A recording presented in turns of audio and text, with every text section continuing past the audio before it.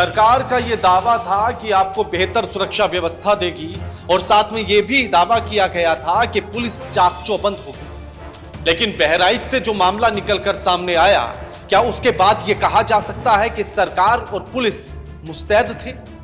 लेकिन उससे भी बड़ा सवाल यह कि आखिर बहराइच में दुर्गा विसर्जन के समय पर जो बवाल हुआ, उसके पीछे के कारण क्या है? आखिर कौन कौन लोग उसमें जिम्मेदार हैं? एक एक करके पर्दा हटाएंगे इस पूरी वीडियो में। नमस्कार, मैं आपके साथ केके राणा, इंडिया 27 देख रहे हैं आप। उत्तर प्रदेश के बहराइच में दुर्गा विसर्जन को लेकर एक यात्रा निकाली जा रही थी कल रविवार के दिन। लेकिन जैसे ही यह यात्रा एक विशेष समुदाय के इलाके तक पहुंचती है, डीजे पर बड़ी धूमधाम के साथ लोग नाच गा रहे थे। विशेष समुदाय उस पर आपत्ति जताता है और डीजे बंद करने की बात कहता है। बस इतनी सी बात से यह मामला शुरू होता है और उसके बाद एक बड़े बवाल और हिंसा में तब्दील हो जाता है। बात डीजे बंद करने को लेकर थी। उसके बाद फिर एक युवक सीधा एक विशेष समुदाय के घर की छत पर चढ़ता है और वहां से इस्लामिक झंडे को उखाड़ फेंकता है। यह वीडियो देखिएगा। और उसके बाद उस झंडे को हटाने के बाद भगवा झंडा वहां फहराने लगता है।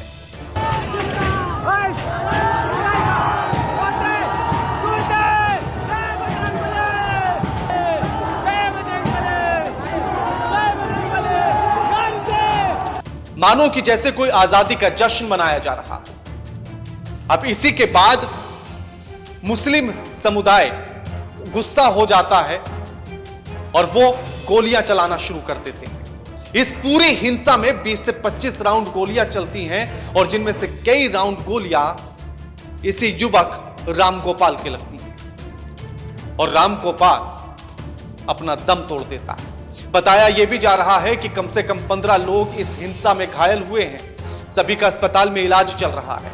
लेकिन सवाल इसके बाद शुरू होते हैं। सवाल यह कि आखिर वो कौन लोग थे जिनके उकसाने पर या कहने पर रामगोपाल अब्दुल हमीद की छत पर जा चढ़ा।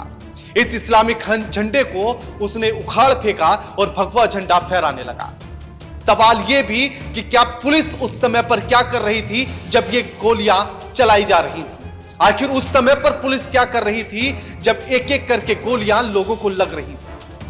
और सरकार के वो दावे या वादे आखिर कौन सी टांडी पर रखे गए थे जो सब धराशाही होते हुए नजर आए?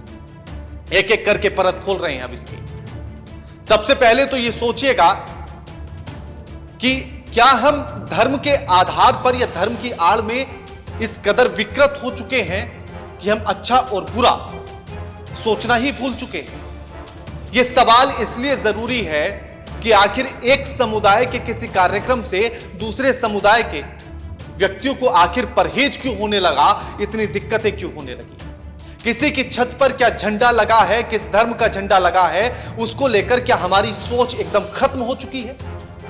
और क्या हम अपनी सोच के हिसाब से उसके घर के झंडे पर लगाने को तय करेंगे कि आखिर कौन इंसान क्या करेगा? आखिर इसके पीछे कौन लोग हैं? बताया यह जा रहा है कि जिस समय पर ये गोलियां चल रही थी, पुलिस वहीं पर मौजूद थी। तो आखिर उत्तर प्रदेश की पुलिस, बहराइच की पुलिस इतनी मूक दर्शक बनकर आखिर क्यों खड़ी रही? क्या वो इस हिंसा को होने देना चाहती थी? क्या वो पुलिस इस हिंसा के आड़ में राजनीति सुलगाना चाहती थी? और इसी को लेकर बीजेपी के विधायक, जो महसी से विधायक हैं, उनका भी यह कहना है कि अब सख्त से सख्त कार्रवाई होगी। बीजेपी के तमाम नेताओं का यह कहना है कि सख्त से सख्त कार्रवाई होगी।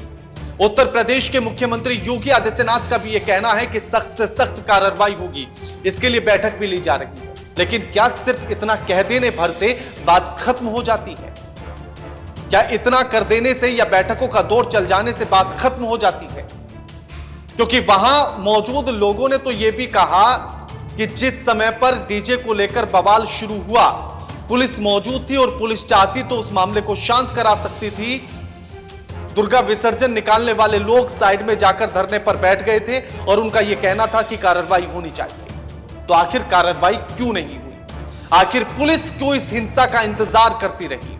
क्यों इस आग का इंतजार करती रही? यहाँ पहुंची महाराजगंज के बाहर चौराहे पर, वहां पर जो है मूर्ति पर पथराव किया। अब्दुल हमीद के घर से पथराव हुआ। पथराव के बाद जब हम लोग वहाँ बैठ गए और प्रशासन से मांग करने लगे, तो जो है एक गिरफ्तारी की मांग करने लगे। इसमें काफी लोग इकट्ठा हो गए। जब भीड़ देखा पुलिस ने उल्टा हम लोग के ऊपर लाठीचार्ज कर दिया। लाठीचार्ज के दौरान भगदड़ मची। उसी भगदड़ में अब्दुल हमीद के घर वालों ने खींच कर घर के भीतर इसको गोली मार दी। अब सोचिएगा उस परिवार के बारे में जिसने अपना नौजवान बेटा खो दिया और इसी राम गोपाल मिश्रा की शादी महज 4 महीने पहले हुई। सोचिएगा उस पत्नी के बारे में जिसने 4 महीने बाद ही अपनी शादी के अपना पति खो दिया। क्या गुजर रही होगी उस परिवार पर। और अब आप ये भीड़ देखिएगा, ये राम गोपाल मिश्रा की शव यात्रा की भीड़ है। उसमें मौजूद लोग हैं जो हाथों में लाठी और डंडे लेकर चल रहे हैं।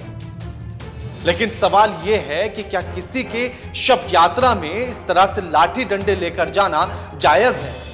और सवाल यह भी कि आप ध्यान से इन तस्वीरों को देखिएगा और इस बात को परखने की कोशिश कीजिएगा कि आखिर इसमें जो हाथों में लाठी डंडे लेकर चल रहे हैं वो किस उम्र के लोग हैं।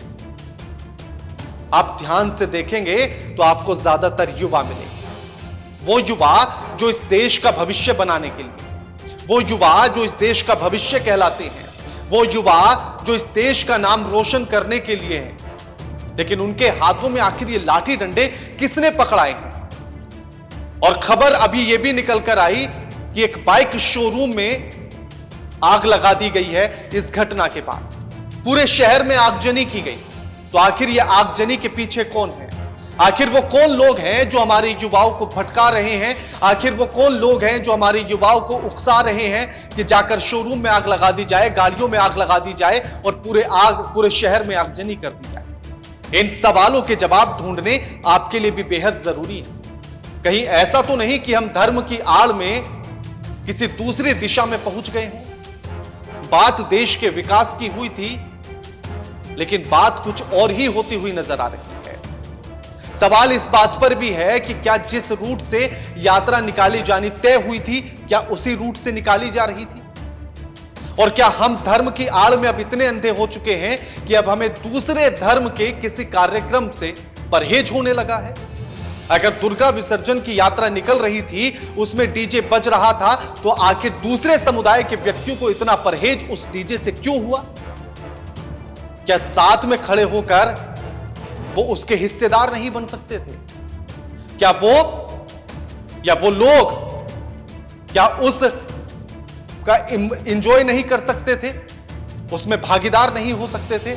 लेकिन नहीं, क्योंकि हमारे मन के भीतर इतनी हिंसा भर दी गई है धर्म के आधार पर कि हमने अच्छा और बुरा सोचना ही छोड़ दिया है। और अगर किसी की छत पर किसी धर्म का झंडा लगा है, तो यह अधिकार किसने दिया है कि आप उसकी छत पर क्या लगेगा, किस धर्म का झंडा फहराएगा, आप तय करेंगे।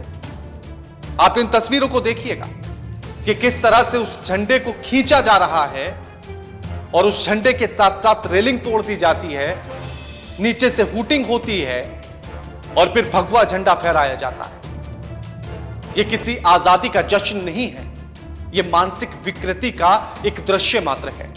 वो दृश्य जो हम इस 21वीं सदी के भारत में देख रहे हैं, वो दृश्य जो शायद विश्व गुरु बनने वाले भारत की तस्वीर को तो नहीं कहता। क्योंकि आप किस धर्म को मानते हैं, आप अपने घर की छत पर किस धर्म का झंडा लगाएंगे, यह सिर्फ आप तय कर सकते हैं, कोई और नहीं।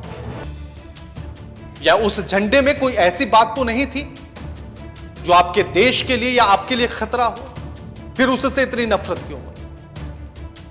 सवाल किसी एक से नहीं है, सभी से है। अब पुलिस सभी से पूछताछ करने की बात भी कह रही है और साथ ही बीजेपी विधायक से भी पूछताछ होगी और वो ये भी कह रहे हैं कि सख्त से सख्त कार्रवाई हो। क्या इतने भर कह देने से बात खत्म नहीं हो सकती। हमें इसके आगे भी सोचने की जरूरत है और इसके आगे सोचा जाना चाहिए। उन पहलुओं को बड़ी गंभीरता से हमें ढूंढना होगा कि आखिर इसके पीछे कौन है। क्या राजनीतिक षड्यंत्र है कि हम धर्म के आधार पर इतने हिंसक होते जा रहे हैं। सोचिएगा जरूर।